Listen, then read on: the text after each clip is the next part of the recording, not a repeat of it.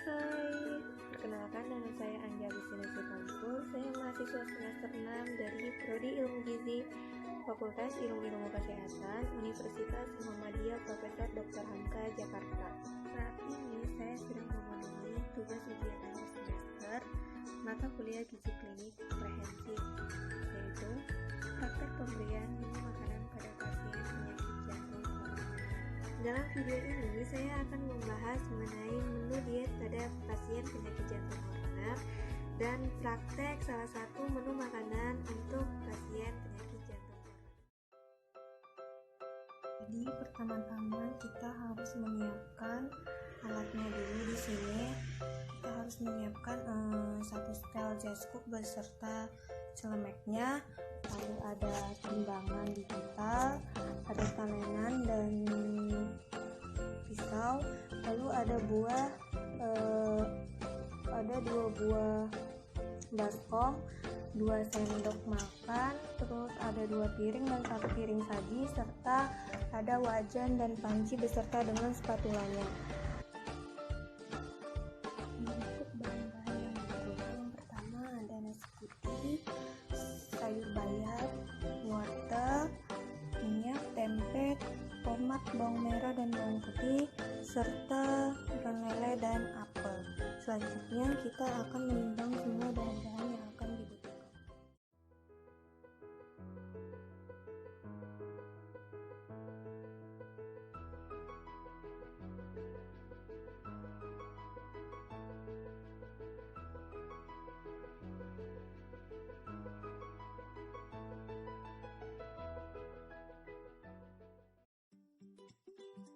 Setelah ikan dibersihkan, rendam ikan dengan bawang putih yang sudah dihaluskan dan setengah sendok teh garam.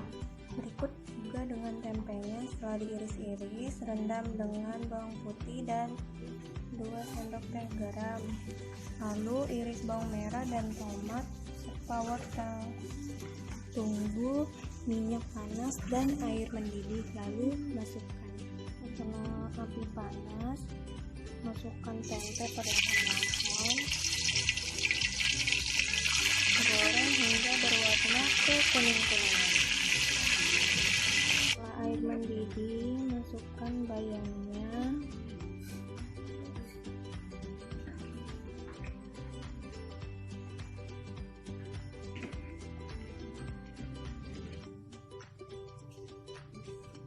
tunggu sampai layu, dan masukkan wortel.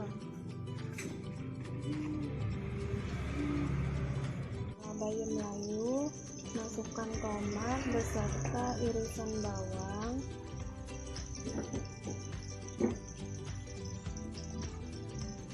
lalu tambahkan garam sebanyak 2 gram. Setelah bayamnya matang, taruh di dalam mangkok.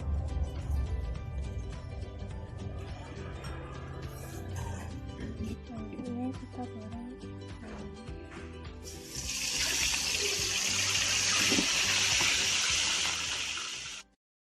Selanjutnya, saya akan menjelaskan mengenai menu makanan yang sudah saya masak.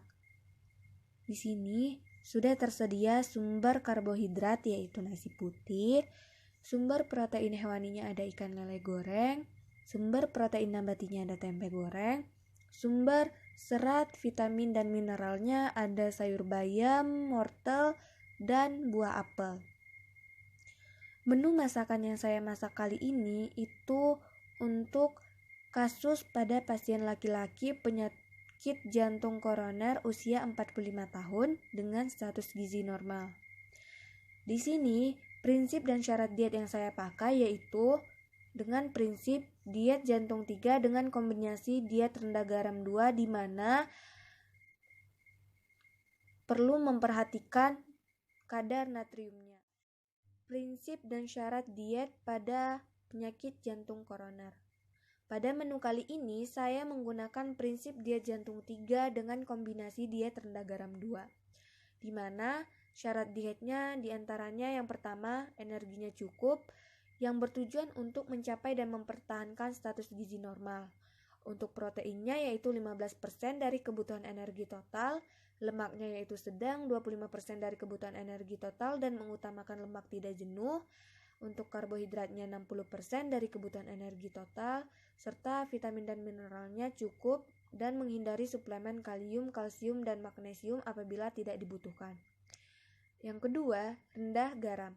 Setengah sendok teh garam dapur atau 2 gram pada setiap pengolahan makanan untuk satu jenis makanan. Serta menghindari bahan makanan yang tinggi kadar natriumnya agar dapat mencegah tekanan darah tinggi. Yang ketiga, bentuk makanan mudah dicerna dan tidak menimbulkan atau mengandung gas. Keempat, serat cukup untuk menghindari konstipasi. Kelima, cairannya cukup, kurang lebih 2 liter per hari sesuai kebutuhan. Diet jantung 3 diberikan pada pasien penyakit jantung dengan kondisi yang tidak terlalu berat atau pada pasien perpindahan dari diet jantung 2, serta kondisi pasien yang disertai dengan hipertensi dan edema.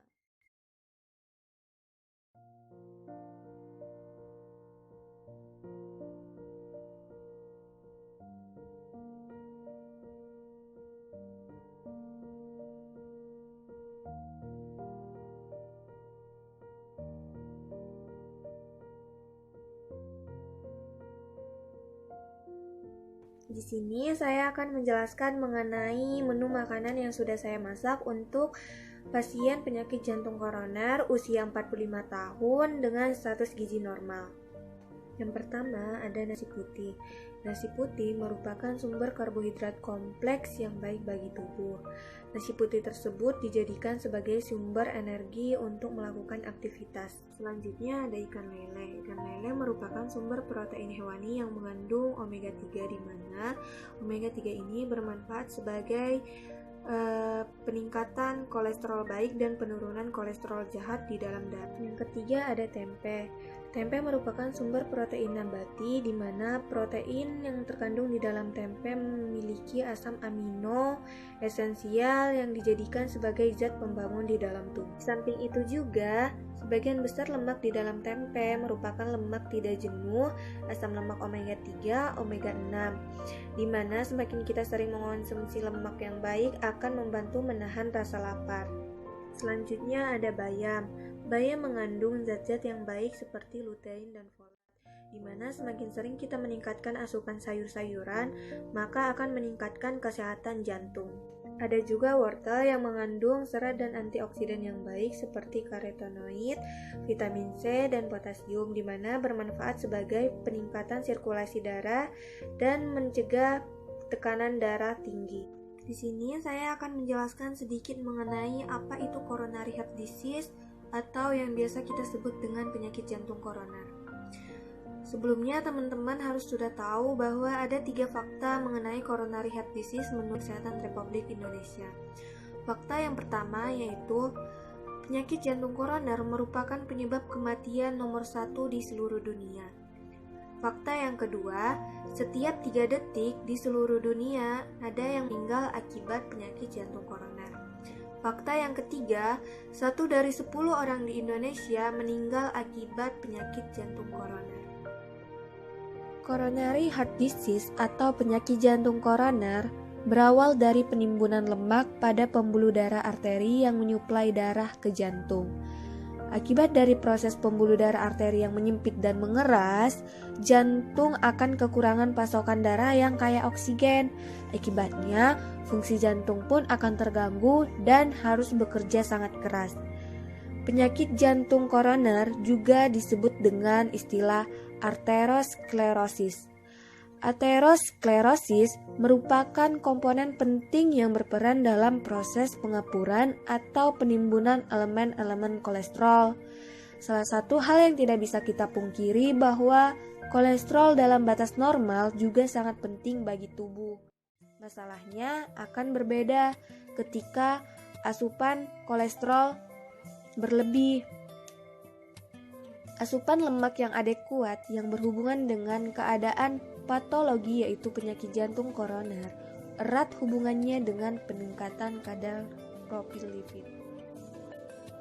Sekian video dari saya. Semoga apa yang sudah saya sampaikan bisa bermanfaat buat teman-teman sekalian. Mungkin masih banyak kesalahan di dalam video ini, semoga dapat dimaklumi. Kurang dan lebihnya saya mohon maaf. Assalamualaikum warahmatullahi wabarakatuh. Jangan lupa like, share, dan komen ya teman-teman. Sampai ketemu di lain waktu. Bye.